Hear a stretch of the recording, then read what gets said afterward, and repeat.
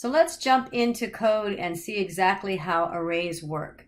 Now in Python language, what we're working on is called a list.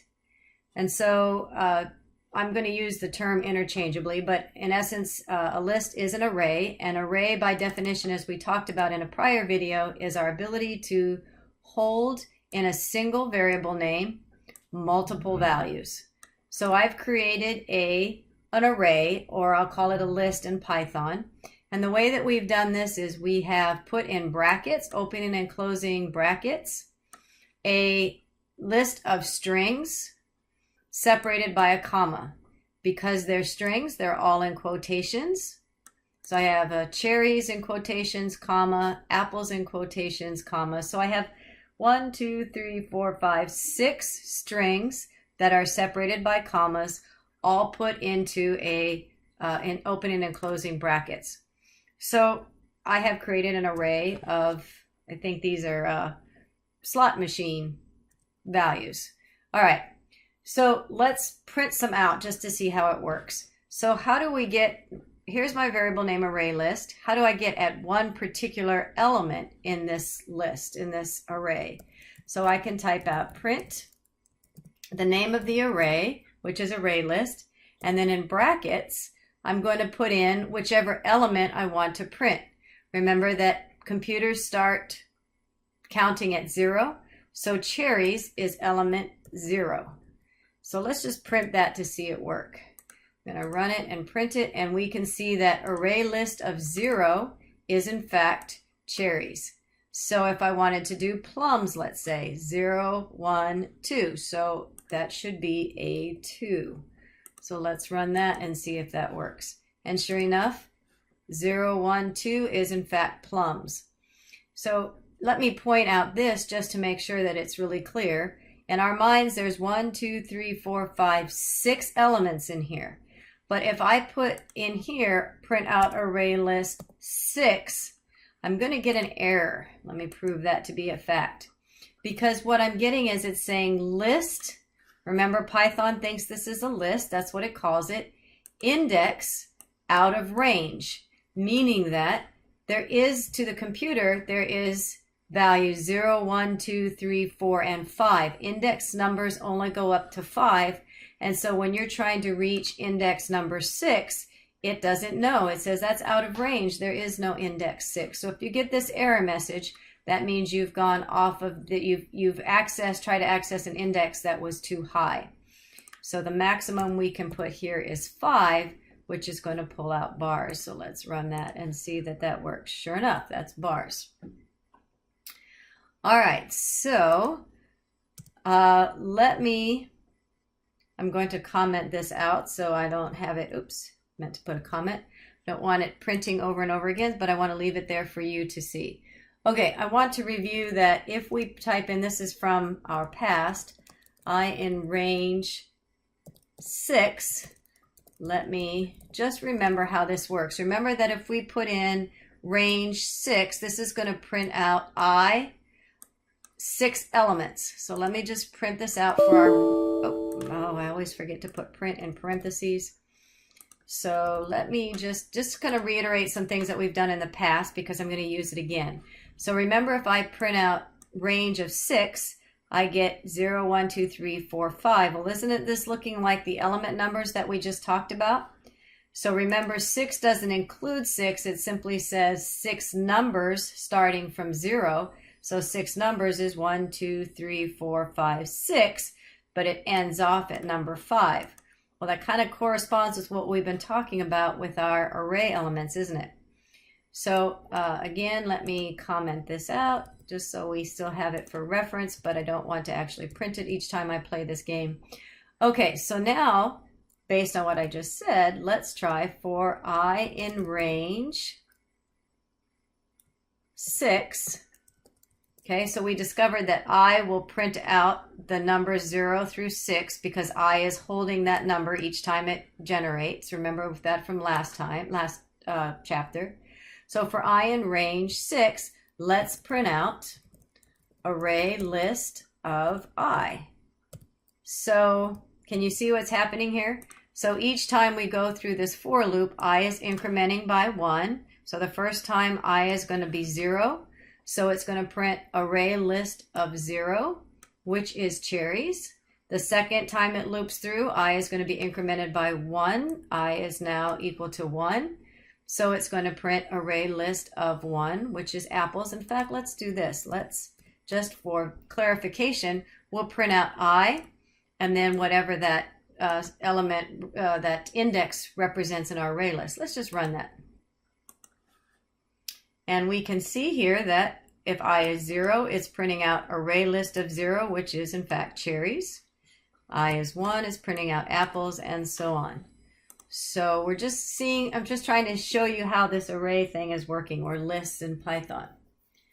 All right, so let's try. I'm going to continue commenting things out, so I still have it on the screen, but not constantly printing out. Okay, so now let's, out of curiosity, I'm going to write in a variable, and I'm going to set it to, let me just type it out, and then I'll explain myself here. Okay, so now we've got this new method, it's called len. And len, in parentheses, whatever I put inside the parentheses of the len, it's going to print out how many elements there are. So the length of the array is not how many characters are in it, but how many elements there are. In other words, there are 1, 2, 3, 4, 5, 6 elements. And so the length should return 6. So let's print out array length and see what we get. I got to put it in parentheses. So return how many elements are in our array or our list. Oh, what did I do? Array length is not defined. I must have spelled something wrong. Array length, ARYLENGTH. Did I not spell that properly?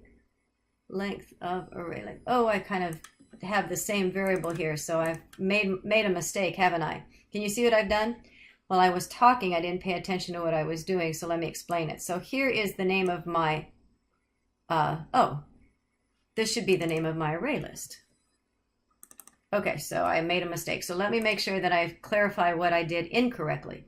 So this length is the name of the array, and I was putting in the name of the variable. So let me make this clear again.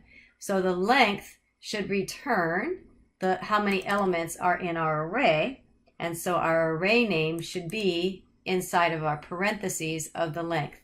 Whatever is inside the parentheses is the length that we want to return. So I'm putting that into this variable called array length, and now it should do what I expected it to do, and that is return 6. Okay, 1, 2, 3, 4, 5, 6. So we have 6 elements in the array with an index of 0, 1, 2, 3, 4, 5. So that can get a little bit confusing, but we have to really keep track of that. All right, so we're printing out the array length. That looks good.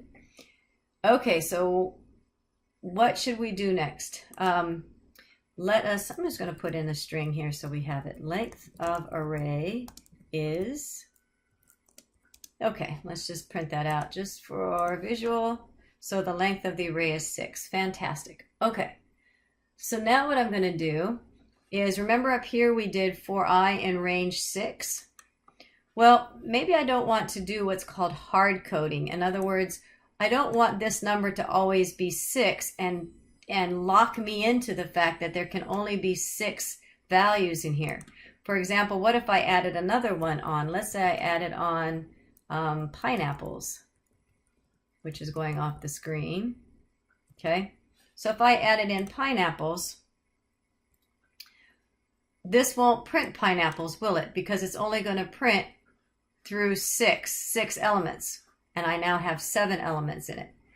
So if I, instead of, this is what's called hard coding, if instead I replace this with a variable, in other words, let me just type it in and we'll figure that out as we go. So for I in range array length, LENGTH, print I, comma, array list of I. Okay, so let me explain what I did here. Okay, so now what I'm doing is I'm not saying specifically 6. I'm being more flexible, more versatile, and so I'm allowing the array to change in size. And then instead of hard coding the 6, I'm getting the length of the array first, and I'm using that length value that's returned in my range. So now this can vary depending on what the length of the array is. Let's try that. So now if I print, let's just see it working here. Invalid syntax. What did I miss? Oh, I always misspell I. That's a hard one to misspell, but I can do it. All right, so let's run it again. So now we watch that length of array is 7, and it in fact picked up the extra element that I put into that array because it's more flexible.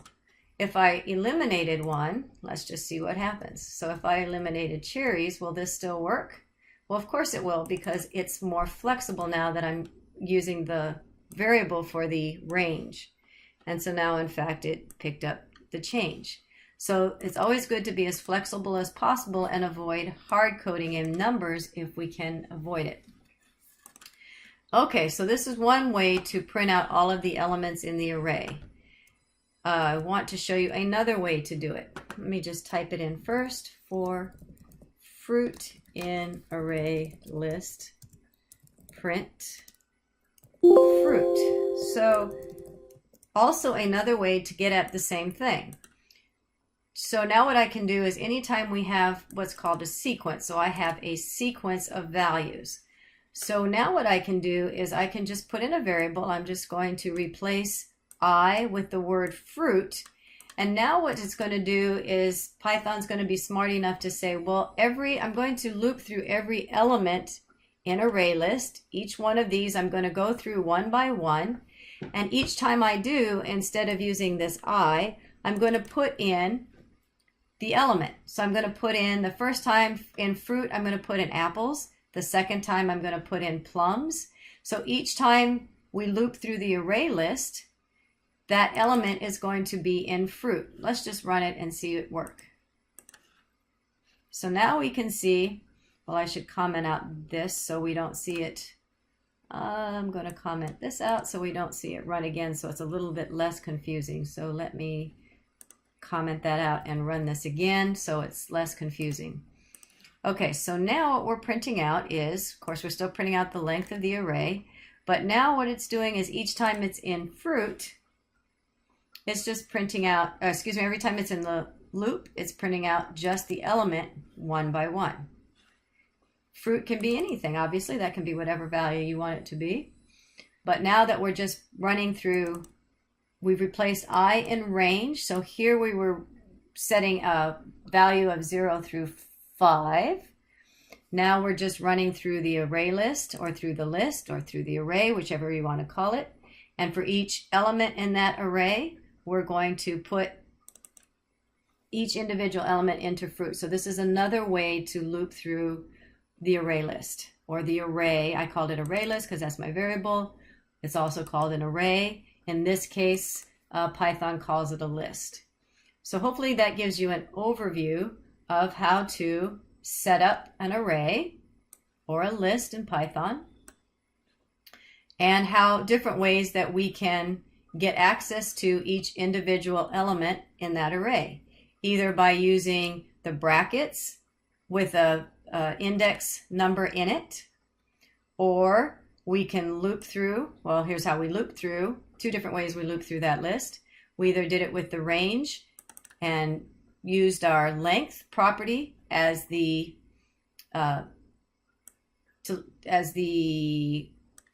loop condition, or how many times we're going to loop through that for loop, or we just did it by looping through the list itself, and for every element that we encountered, we put that element into the variable named fruit.